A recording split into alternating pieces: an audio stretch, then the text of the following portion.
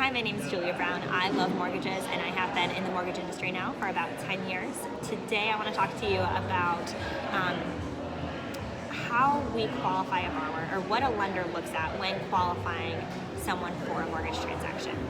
I'm going to start with a few key definitions. The lender is the company that is providing the funds for the mortgage. The mortgage is the obligation or the debt that is being taken out to pay for the property, whether through a purchase or a refinance. And the borrower is the person responsible for paying for the mortgage on a monthly basis. So those are the key definitions we want to walk through first. Now let's talk a little bit about how we qualify a borrower and why. As the lender, we're responsible for making sure that this is going to be a property within your budget, that you're going to be able to afford this property, and that we won't have a foreclosure. So we're looking at risk, and when we say risk, we're talking about the risk that the property is going to be foreclosed on. Now, I know that sounds scary and big, and it could be a scary thing, and it's a real thing, but this is why you work with a professional to get into a position that makes sense for you. Now, when I say this, here's what I mean. There are different risk categories, and the risk categories are, based on historically, borrowers who fit this box are more or less likely to default on their mortgage, right? So let's think about that as we go through all of these. Now, income, from an income perspective, historically, borrowers who have W-2 income, maybe they're a base salary employee, they've been at the same employer for 10 years, have a lower rate of default than a borrower who may be commission-based in an industry that's highly volatile and is cyclical in nature. So for instance, like real estate, if you look at the last 15 years in real estate, we had lots of realtors making tons in commission, and then 2009 crash, and then now we're inching our way back up, right? So you may have, in that case, somebody whose income was $400,000 15 years ago, then $40,000 10 years ago, and now it's back to $250,000 a year. Now, we don't look over all those 15 years. We're just looking at the last 2 years' history to see is it stable and likely to continue, but you get the point, right? So we want to look at, is it stable, is it likely to continue? If you have gaps in employment, depending on which program we're going to do, we're going to ask about those gaps. What was that about? How long did it last for? Is that an isolated event, or is it likely to happen again? We're going to ask about any changes in industry or changes in job that are frequent and seem kind of scattered. So let's say you've worked in 3 different industries over the last 2 years and had a total of 7 jobs in the last 2 years. So that shows us that you are not yet stable, or you are starting to stabilize depending on how long you've been at the current job, and could impact your eligibility. So here's my ask of you. If you want to get started finding out about purchasing or refinancing from an income perspective, I want you to know, how much money did I make in 17? How much money did I make in 18?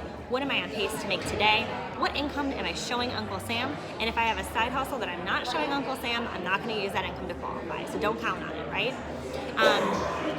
That's from an income perspective. From an asset perspective, this comes into play in a couple of different ways. If you are buying a new property and you are bringing money for the down payment, then we need to track that money or source that money for 60 days. So we want to see that money has been in your bank account for 60 days. We're going to look at your bank statements and see, hey, do we have any random large deposits? Where are they coming from? How do we track them? And also, do we have any NSF fees? NSF fees are not a deal killer. That's non-sufficient funds. But if you have multiple non-sufficient funds fees in the last 60 days, that could hint to there being a problem with your qualifying or your budgeting today. That might mean a little bit of extra help in setting up a budget, or that might mean maybe we're going to buy a house that has a lower monthly payment than what you're making today, or we're going to refinance you and bring down your payments from what you're making today. But either way, if you're bringing funds to the table for closing, generally on a purchase transaction, or if you're doing a refinance and bringing cash to close, then we're going to ask for 2 months bank statements. Now, borrowers who have more money in the bank have a lower risk category than borrowers who have no money in the bank. This is pretty straightforward and self-explanatory, right? If you've got money in the bank and you lose your job, then you can use the money in the bank to pay your mortgage on time, lower risk of foreclosure. So we've talked about income, we've talked about assets. Next up, I want to talk about credit. Now, credit, right? Historically, borrowers with higher credit scores are less likely to default because they already have a track record of responsibly making their payments on time. your credit is going to be impacted by many factors, right? Everything from how many open trade lines you have, to how long you've had a history of credit, to how much utilization you have on your credit cards, meaning what's your max amount on your credit cards versus what you owe. It's all going to play a role in your credit score. But generally speaking, borrowers with higher FICO scores are going to be a better bet or a safer bet for the investor, less likely to default. Now, in addition to looking at the score itself, we're going to look at the different trade lines and the history of the trade lines. For instance, if you have a mortgage today and you've had lates on that mortgage in the last 6 months, that's kind of risky, right? That's scary for investors. Like they're having a hard time making these payments. They're more likely to default. If you're a borrower who's got collections, maybe medical collections, like lates on different loans or student loans, right? We're going to assess everything on the credit report to determine whether or not you're in a position to move forward. Now, the credit is the piece that people sometimes get embarrassed about. I'm going to ask you not to do that. Here's my ask related to credit. Don't get embarrassed. Life happens and everyone understands. Your loan officers don't all have 800 credit scores. Your underwriters don't have all 800 credit scores. And no one's sitting around laughing at you for not having a perfect FICO. What we want is for you to be in the best position possible. And the good news is, if we look at your credit today and say, hey, we're not ready to move forward, here are 3 things you can do to get to that point, let's look again in 6 months, then you know and you have a plan for how to get to a point to be ready to purchase in 6 months. This is so valuable, and I cannot repeat it enough. Do not be embarrassed of what happened on your credit in the past, because it's the past. Today's a new day. Talk to your lender and get set up with a plan to move forward. Now, nobody's perfect. We're going to start today. If you want this, if you want to be a homeowner, or if you want to refinance, if you want to achieve something, it's going to be a little bit uncomfortable, and I know the credit is the piece that is most uncomfortable for many people. So, don't be scared.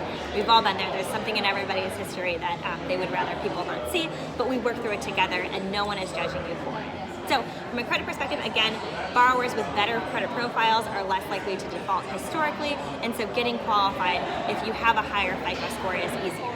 I would say if you're around 580 to 620, definitely we can do the deals for you, depending on what's on the credit, but there's going to be some more hoops for you to jump through. If you're a borrower who's above 680, you've got conventional FHA, maybe a VA loan or USDA loan, and then the custom financing available as well. So there's a lot of products available to you. Don't think you have to wait till you get to a 740 or a 760 or a 780 to get started. It's not the case. So now I talked about income, assets, and credit. Again, my asks were from an income perspective, know your last 2-year income history. From a credit perspective, don't be afraid to get started. Don't be embarrassed by what's in the past. It's in the past. And then from a from an assets perspective, my ask is have a 60-day record of your accounts. Try not to have any NSF fees in there or non-sufficient funds fees if you can, and be able to explain any deposits that are coming in that are non-payroll deposits that are pretty large in nature. I would say as a metric around 50% of your gross monthly income or more.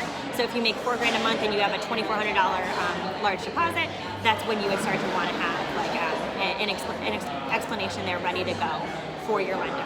The last thing we're going to talk about today is the property itself.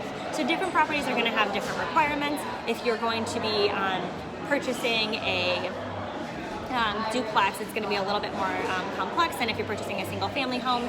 If you're purchasing an investment property, we're going to ask for reserves. Reserves are money in the bank set aside, well, not set aside, but money that you have in the bank today or at the time of closing that you could use to make principal and interest payments, like for instance on an investment property, if there was a vacancy. So if you went 3 months without a tenant, but you've got this money in the bank, we know that you'd be able to make those payments on time. Again, what we want here is for you to not get foreclosed on, because as the lender, we don't want a bunch of collateral that's going to take anywhere between 60 and 180 days to move. We want for you to be making your payments on time. So we are a team working together. Please don't see the lender as the bad guy. We really aren't. With the property, we're going to have an appraisal completed in most cases. Sometimes we don't have to do an appraisal, which is awesome when it happens. But we usually have an appraisal completed. And if the appraiser says that, and the appraiser is a person who determines the value of the property, if they say, hey, the value of the property is $380,000, but that is subject to X, Y, and Z repairs being completed, then we as the lender are going to have those repairs completed prior to the loan closing. On a purchase transaction, that's just a negotiation between the seller and the buyer. On a refinance, that's the borrower deciding whether or not they want to do that repair work in order to be able to close the property, to close on the refinance. In refinance transactions, oftentimes it does mean cash out of pocket, or you're putting that repair work on a credit card. So just be aware that sometimes that does happen.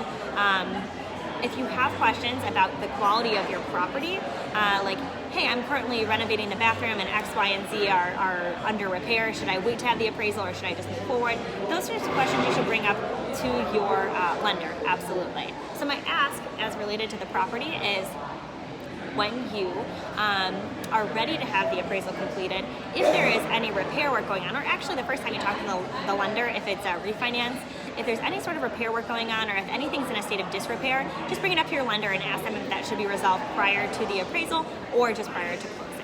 So those are the 4 things that we as a lender are going to look at when we are assessing risk. Again, that's income, assets, property, and credit. And those are the 4 big ones. If you have general questions, please post them in the comment section below. If you want to learn more or have specific questions for me, please don't put anything personal in the comments. Please send me a direct message.